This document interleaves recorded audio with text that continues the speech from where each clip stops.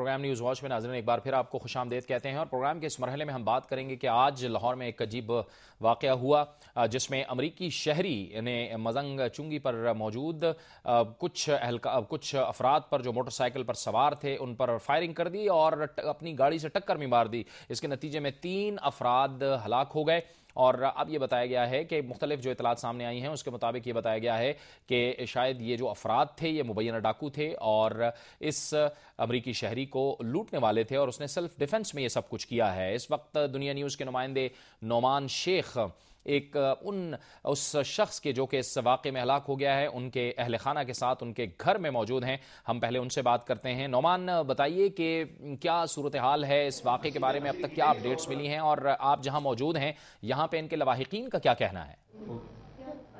जी जावेद, ये पहली बार दफ़ा हुआ है ऐसे कि एक अनोखा सा वाक़या सामने आया है। अमरीकी शहरी के हाथों जो पहले 2 नौजवान फायरिंग से कत्ल हुए, उसके बाद एक एक्सीडेंट से कत्ल हुआ और पुलिस की जानिब से जो इब्तदाई तफ्तीश की गई, पुलिस का ये कहना था कि ये दोनों अफराद जो थे ये डाकू थे और ये वो अमरीकी शहरी को रोकने की कोशिश कर रहे थे, जिसके बाद फायरिंग में ये मारे गए। लेकिन यहाँ पर जब हम इनके घर पहुंचे, जिस एक शख्स की शनाख्त जो है फैज़ान हैदर के नाम से की गई, तो यहाँ पर आके उनके घर ये पता चल रहा है कि फैज़ान तो यहाँ पर करीब ही मोबाइल का एक काम करता था, मोबाइल की दुकान थी। उसने असला सिर्फ इस वजह से रखा हुआ था कि 9वीं मुहर्रम को चंद अरसा कबल उसका भाई जो है वो कत्ल हुआ था और उसने आज वो तारीख पे गए हुए थे, वहां से पेशी से वो वापस आ रहे थे।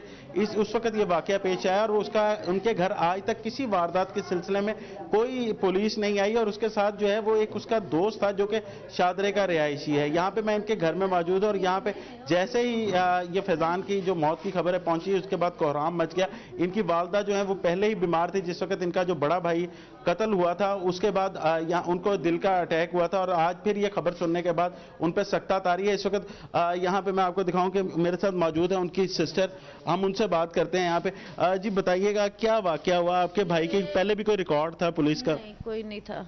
सुबह गया घर से नाश्ता करके तो कचहरी गया, नाल बड़ा भाई गया, छोटे भाई गए, नाल मेरे चाचा के बेटे गए हैं।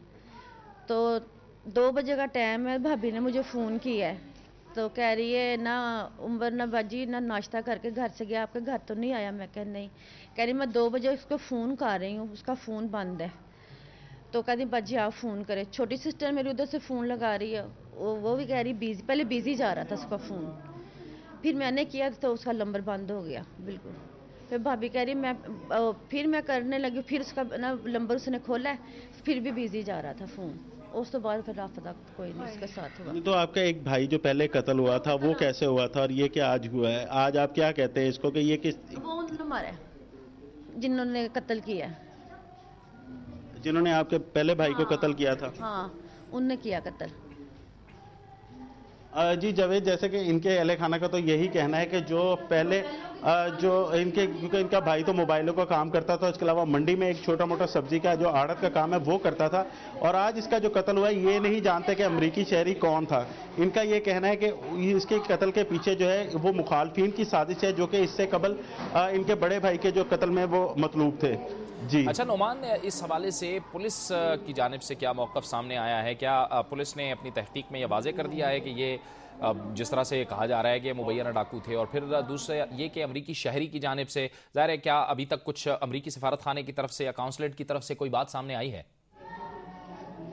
जी जावेद, जिस वक्त ये वाकया पेश आया तो उसके थोड़ी देर बाद मेरी सीसीपी लाहौर से बात हुई थी। उनका ये कहना था जो उन्होंने अभी तक तफ्तीश की है उसके मुताबिक अमरीकी शहरी ने यह बयान दिया है कि जिस वक्त ये दोनों नौजवान जो हैं उसकी गाड़ी के आगे आके रुके हैं, उसके बाद इसने अंदर से फायरिंग की है क्योंकि इसको डर था या तो इसे ये अगवा करने के लिए आए हैं या इसे लूटने के लिए आए हैं। और पुलिस का ये कहना है इन दोनों के पास से वेपन मिले और इनकी अभी तक एक की शनाख्त नहीं हुई, इस वजह से अभी तक ये नहीं, उन्होंने जो इस वारदात को है वो यही करार दिया है कि ये जो वारदात है ये दोनों डाकू थे। लेकिन पुलिस जो है वो अभी तक जो लग रहा है इनिशियल वो यही लग रहा है कि वो जैसे पर्दा डालने की कोशिश कर रही है, उस अमरीकी शहरी को बचाने की कोशिश कर रही है क्योंकि उससे नामालूम मुकाम पर तफ्तीश की जा रही है और कोई भी पुलिस ऑफिसर जो है वो इस बारे में मीडिया से बात नहीं कर रहा। जी।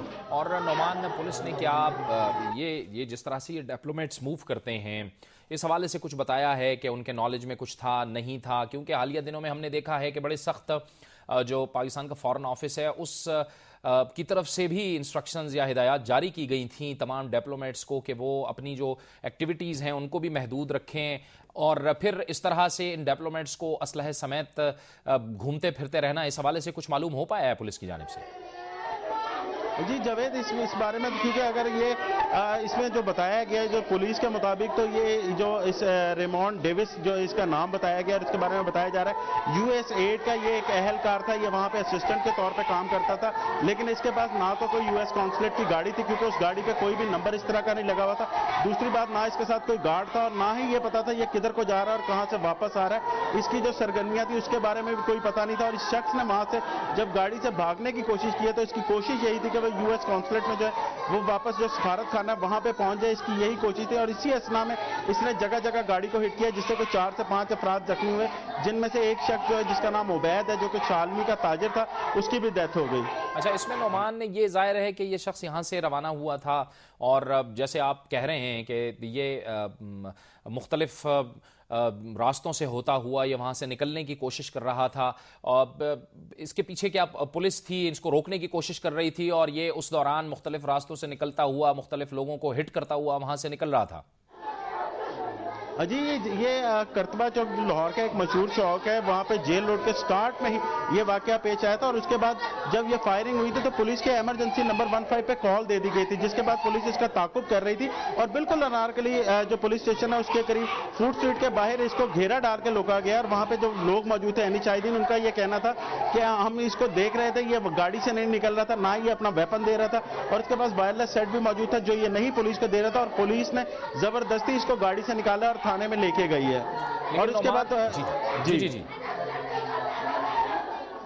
नोमान, ये पुलिस की तरफ से बहुत फौरी तौर पर हमने देखा कि ये इत्तला आ गई थी कि उन्होंने फौरी तौर पर ये कह दिया था कि ये लोग जो थे ये मुबैना डाकू थे। पुलिस ने क्या बताया है कि किस बुनियाद पे उन्होंने फौरी तौर पे ये सब कुछ कह दिया था? जी, पुलिस की जानिब से सबसे पहले यही कहा गया कि उन दोनों जो शख्स हैं उनसे पिस्टल मिले।